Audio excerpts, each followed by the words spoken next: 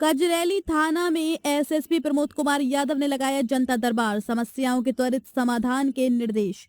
भागलपुर जिले के कजरैली थाना परिसर में वरीय पुलिस अधीक्षक प्रमोद कुमार यादव द्वारा आम जनता की समस्याओं के समाधान के उद्देश्य से जनता दरबार का लगाया गया। जनता दरबार में बड़ी संख्या में स्थानीय लोग अपनी अपनी शिकायतें लेकर पहुंचे। जन सुनवाई के दौरान एसएसपी प्रमोद कुमार यादव ने सभी फरियादियों की समस्याओं को गंभीरता और संवेदनशीलता के साथ सुना।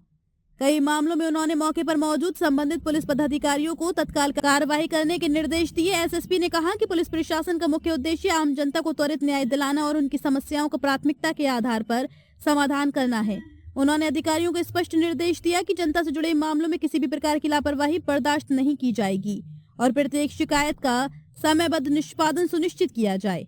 एसएसपी प्रमोद कुमार यादव ने यह भी कहा कि जनता दरबार के माध्यम से पुलिस और आम नागरिकों के बीच विश्वास मजबूत होता है और प्रशासनिक कार्यप्रणाली में पारदर्शिता आती है।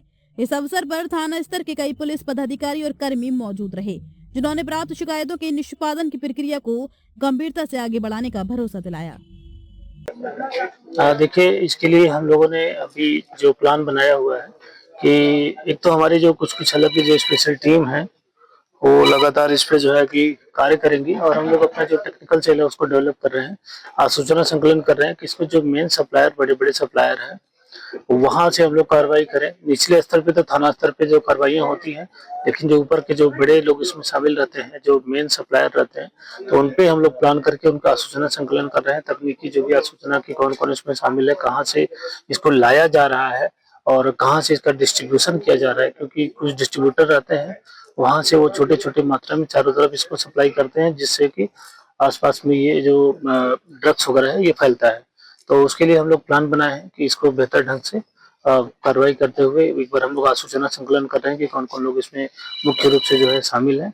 तो उनको एक बार कार्रवाई होगी तो फिर नीचे स्तर पे भी ये कार्रवाई भी बढ़ेगी। भू माफिया या सफेदपोश कोई भी अपराध या फिर किसी जमीन पे कब्जा करने के लिए इसी नशेड़ियों का अपराध के लिए प्रयोग करते हैं, तो वैसे लोगों को भी चिन्हित किया जाएगा। हाँ, ऑब्वियसली जो भी अपराधी कोई किसी भी किस्म का, चाहे वो जमीन से संबंधित जो माफियागिरी करते हैं और ऐसे लड़कों को लाके जो है अपराधी प्रवृत्ति को जो कहीं अगर जबरदस्ती कब्जा करने की कोशिश करते हैं, तो अब तो नए बीएनएस एक्ट के तहत 107 के जो प्रावधान है उसके तहत हम लोग भूमाफियाओं को भी चिन्हित कर रहे हैं और ऐसे जो अवैध पैसों से जिन्होंने संपत्ति अर्जित कर ली है उसको जब्त करने का भी हम लोग प्रपोजल ले रहे हैं सभी थाना और सभी अनुमंडल ऑफिस से कि जो ऐसे अपराधी प्रवृत्ति के लोग हैं जिनका कोई कमाई का स्रोत नहीं रहा है, लेकिन हाल में वो जो अवैध गतिविधियों के माध्यम से काफी धन अर्जित कर लिया है, तो उसको भी हम लोग चिन्हित कर रहे हैं। तो जो भी हो, चाहे वो भूमाफिया हो, चाहे शराब के नशे ये कारोबारी हो अवैध शराब के, या जो भी अवैध जो ड्रग्स वगैरह है इसके जो कारोबारी हो, तो सबको हम लोग चिन्हित करेंगे और इस पर कार्रवाई की जाएगी। भागलपुर जिले में अब तक कोई भी बड़ा ड्रग्स माफिया नहीं पकड़ा गया, जबकि हर थाने में केस दर्ज होता है ड्रग्स को लेकर।